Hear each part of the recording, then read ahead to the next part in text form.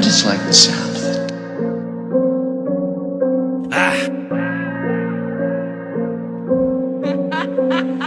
What's my name? It's G, baby. Push a Cadillac. Yo, what's up, Gooses? This is your boy Big G, and I'm here to talk about one thing, and that thing I'm here to talk about is Marvel's Disney Plus series, She-Hulk, in its third episode that just aired today. Now, here's what we're gonna do. I'm gonna start off, and I'm gonna tell you, I really enjoyed this episode. The first two episodes were amazing. This one was just as good. Now, it's not Game of Thrones, it's not The Walking Dead, or it's not even Endgame, but I'm guarantee you that this is a very funny show. Now, I'm going to try to break down some of the things that I liked about it and some of the things that I didn't like about it, all right? And then I'm going to give you a score at the end, somewhere between 1 and 10. 10 being Endgame, and 1 being Thor the Dark World, or something like that, you know what I mean? So, let's start it off like this. If you haven't seen the show, I'm gonna keep it as spoiler-free as possible. I'm a little bit here and there, but I'm not gonna just bust out and tell you every single thing that happened. Okay. So, She-Hulk, she's a lawyer. Okay, and unlike Hulk, she keeps her human personality no matter what, whether she turns into Hulk or she's regular Jen Walters, and which is a difference, you know, from the Hulk, because the Hulk, when he hulks up, he's just like a totally different person. It's clear that there's two personalities until he became Smart Hulk, which he also doesn't like that name, and She-Hulk doesn't like her name. They had her on the news, and she was like, yeah, I didn't come up with it. Some random guy came up with it, and now I have to stick with it, which is, I don't understand. So, I personally would have went with something else. She personally would have went with something else, but she had no opportunity to go back and change it, I guess. So, one thing I really love is I love the interactions between She-Hulk in She-Hulk form with the other lawyers. So there's her super sexy assistant that's always got her back. She's in the episode like reading gossip news to her, like, oh yeah, you're having a baby with da da da da da da. And she's like, stop, I don't want to hear this. And she's eating it up. Oh yeah, look, it says you can spit green fire. Just random things on these gossip Perez Hilton type things. So her interaction with her, the other two lawyers, there's the goofball lawyer that she is not too fond of because he's just did.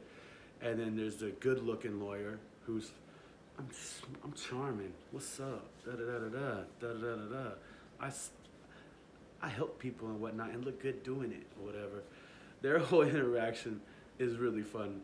So if you enjoy like her interaction with everybody else, it's gonna continue with this with some new characters. Now let's flip off to something that I don't like.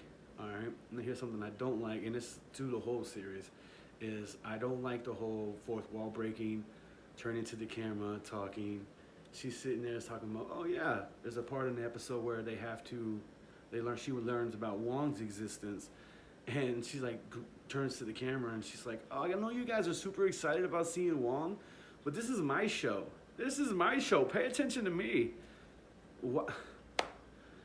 I know I'm watching a TV show, but I don't want you to remind me that I'm watching a TV show. I want to be immersed in the experience, not have to have you remind me constantly that I'm watching a TV show. I don't like it when Deadpool does it, and I don't like it when you do it, okay? Now, I know She-Hulk did it first, Deadpool copied her, but Deadpool made it famous, girl. Now, even though you did it first, it looks like you're copying. So, I don't know why Marvel went this route. It's definitely not a good choice, in my personal opinion, okay? But nothing per se wrong with the episode, just that particular thing. So, let's go on to thing number 2 that I really enjoy. I really don't think the CGI is bad. Okay, a lot of people talk about how the CGI in She-Hulk is really bad, but me personally, I don't feel that way. You're popping out so much content a year that requires so much heavy CGI. Not every film, not every project that Disney Plus and Marvel put out is gonna be Endgame. Okay. And you're going to hear me reference Endgame a lot when I talk about my Marvel movies or any other movie because since you don't know, this is my new channel. Endgame is the most perfect movie that there's ever been made. Okay, I want to say Avengers, Infinity War, and Endgame put together. That's one film. Okay, that Endgame thing, Infinity War, and that's the pinnacle of what movies, superhero movies, action movies can be. All right, so that's why I reference it a lot. Okay, so here's a bad thing that I like. Okay, the bad thing that I like, a bad thing that I dislike, my bad, is, again, has nothing to do with the story itself. It's just the direction that the show is. And that is being a lawyer show. And I'm not a huge fan of lawyer shows, but it's a Marvel show, so I'm kind of obligated to watch it and give you guys reviews and whatnot. But I'm not a big fan of lawyer shows, CSI, all that stuff like that. No. It's so repetitive, so I don't want to deal with it. But like I said, it's Marvel, I'm obligated to watch it, so this is what I'm here to do. That's pretty much like a lot of the good. Oh, another thing, I guess we're introduced to like a possible bad guy, like main villain of the show. There was a scuffle he sends his goons or whatever, he or she sends his goons, and She-Hulk hits him with a da, right? You know, just like that, real quick, hit him with a dun-da-dun, doma, And apparently they were trying to steal her blood, and they couldn't because they couldn't pierce her skin. And I'm interested in seeing where that development goes, but I didn't really like they're supposed to be bad guys with some equipment. You know, I'm not gonna say what type of equipment they got, but they got some equipment, and it was just, She-Hulk just was, no struggle whatsoever. I would love to see her, like, she hasn't been tested. You know, she's just She-Hulk. She hasn't, every superhero has got their ass kicked. Iron Man, damn near was, by Thanos in Infinity War. All right, Hulk, hit him with a dun-da-dun. Okay, Captain America always getting his ass whooped. You know what I'm saying? So she hasn't been tested, and then when she finally got that test, she hit him with the one time, and that was it. I'm like, okay, I would like to see, you know, She-Hulk actually get into a real battle, but like I said, it's still early in the series, so I look forward to seeing that. Some of the plot of the episode, there was 2 separate plots. As you can see if you watch the first episode, the first and second episode. The second episode ends where she's in charge of taking care of the Abomination, the villain from the first Incredible Hulk movie, well, only Incredible Hulk movie, trying to get him out of prison. She didn't want to do it. Like, hey, this guy tried to kill my cousin Bruce. I got conflict of interest. Boss is like, so what? I don't care. Do it or get out. She's like, well, damn, now I got to do it. So we find out that at the end of the second episode that he's been breaking out, or he broke out, which was seen in Shang-Chi's movie, where I was wondering, like, why is Abomination fighting Wong and Shang-Chi in some Street Fighter dungeon? Okay, so that, you know, shows us that, one, we get some connectivity, and 2, this particular episode is running congruently at the same time as the Shang-Chi movie, because of, you know, of the news footage, because it busts down on the news. So now she's got to, you know, work her way around that, which is a main plot of the episode. And then there's a B plot where sexy lawyer has to help out goofball lawyer, because goofball lawyer done some goofball things. You know what I mean? I'm not gonna say what, but a particular cameo or a particular name, which was said about 85 times probably, it sounded like. I was like, I don't know what they paid this person to be in this series, or make this cameo, or just that's product placement at its finest.